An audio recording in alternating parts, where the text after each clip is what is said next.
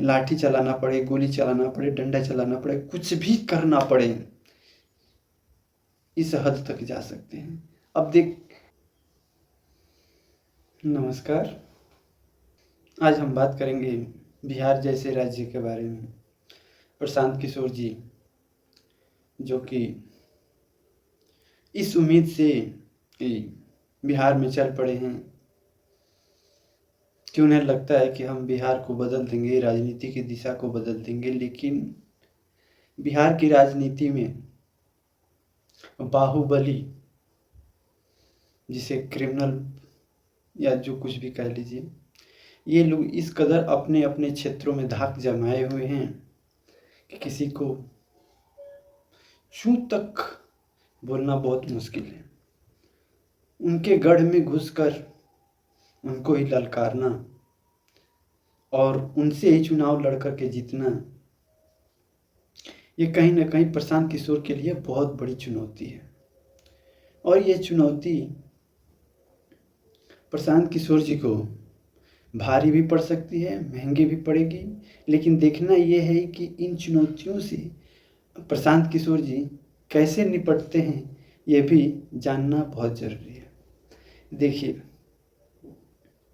क्योंकि उनके प्रशांत किशोर के कार्यकर्ता जितने हैं, उन बाहुबलियों के द्वारा डराया जाएगा, धमकाया जाएगा, ये लाजिम है। हो सके तो हत्याएं भी हो सकती हैं।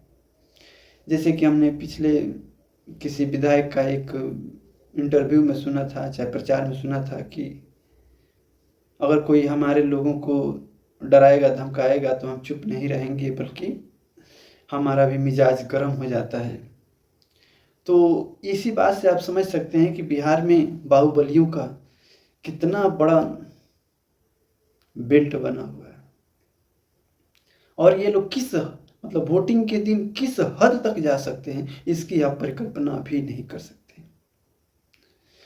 तो इस परिकल्पना में बिहार का जो मिजाज है, अगर लोग बदलना भी चाहें तो इन बाहुबलियों के डर से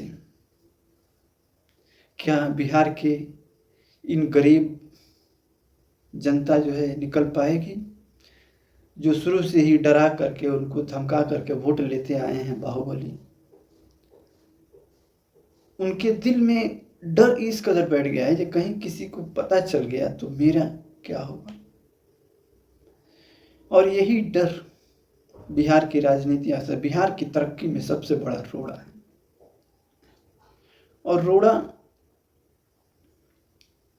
और जो प्रशांत किशोर जी पैदल चल के लोगों को समझा बुझा के जिस तरह से लोगों को मैनेज करके अपने कार्यकर्ताओं के द्वारा, इनके द्वारा, मतलब जिस तरह का प्रयास कर रहे हैं प्रशांत किशोर जी, उनके लिए एक सबसे बड़ी चुनौती है उनके कार्यकर्ता की सुरक्षा। खुद उनकी भी सुरक्षा हो सकती है,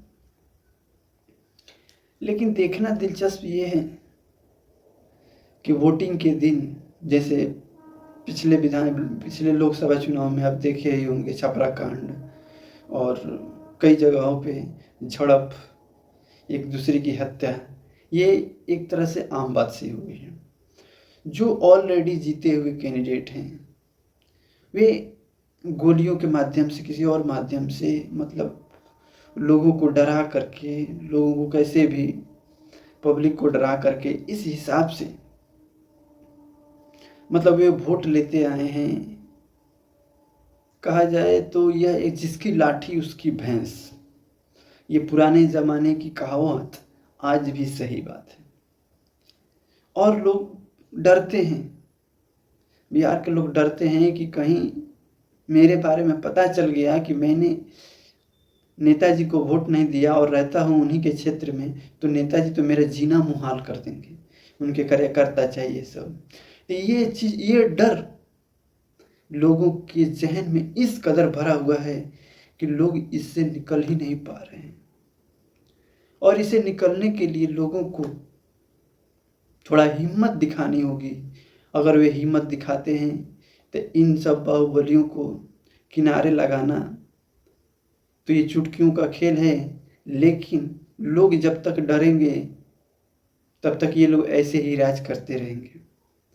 और ये लोग जो राज कर रहे हैं, इनसे निपटना प्रशांत किशोर जी को बहुत ज़्यादा ज़रूरी है, क्योंकि प्रशांत किशोर के पास ये नहीं है कि सिर्फ राजनीतिक रूप से उन्हें घेर सकते हैं, उन्हें बाहुबल की भी आवश्यकता पड़ेगी। अभी देखना ये है कि बाहुबल को वो किस हिसाब से, मतलब किस एंगल से उसको हैंडल करते हैं, ये देखना बहुत दिलचस्प होगा। क्योंकि बाहुबली लोग जो हैं वो कभी नहीं चाहेंगे कि उनके क्षेत्र से, उनका जो क्षेत्र है, उनका जो एमएलए का जो विधायकी का पद हाथ से जाए या एमपी का पद हाथ से जाए, वे कभी नहीं चाहेंगे। इसके लिए चाहे जो बनना पड़ता है, वहाँ के विधायक चाहे एमपी हर स्तर तक जाने को तैयार है।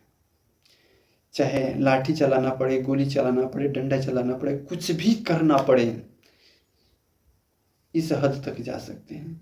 अब लोगों के ऊपर है कि लोग अपने मानसिकता को कैसे निकलते हैं, किस हिसाब से अपने ज़मीर को जगाते हैं और किस हिसाब से इन बाहुबलियों के सामने खड़ा होते हैं, ये देखना बहुत दिलचस्प है। हाँ, तो प्रशांत किशोर के लिए सबसे बड़ी चुनौती है, और वो अगर वे बाहुबलियों से निपट लेते हैं तो उनके लिए यह एक शुभ संदेश, अच्छी घड़ी होगी कि वे बिहार की राजनीति में एक बहुत बड़ा उलटफेर कर सकते हैं। और उलटफेर करने के लिए उनके पास अगर जनता का साथ मिल गया तो सचमुच में ही बिहार के काया पलट हो सकती है। साफ सुथरा छवि का जो कैंडिडेट दे रहे हैं, उनको अगर जीत मिलने लगे तो ये ऑलरेडी गुंडे बदमाश जितने हैं ऑलरेडी ये सब खत्म हो जाएंगे।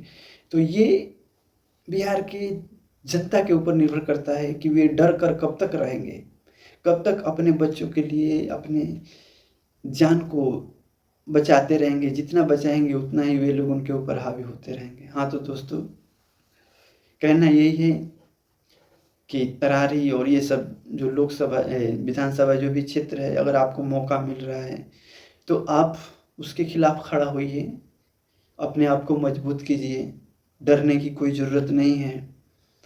आप वही बटन दबाइए जहाँ पे आपके और आपके भविष्य के लिए अच्छा हो, सही हो, वहीं पे आप वोट दीजिए।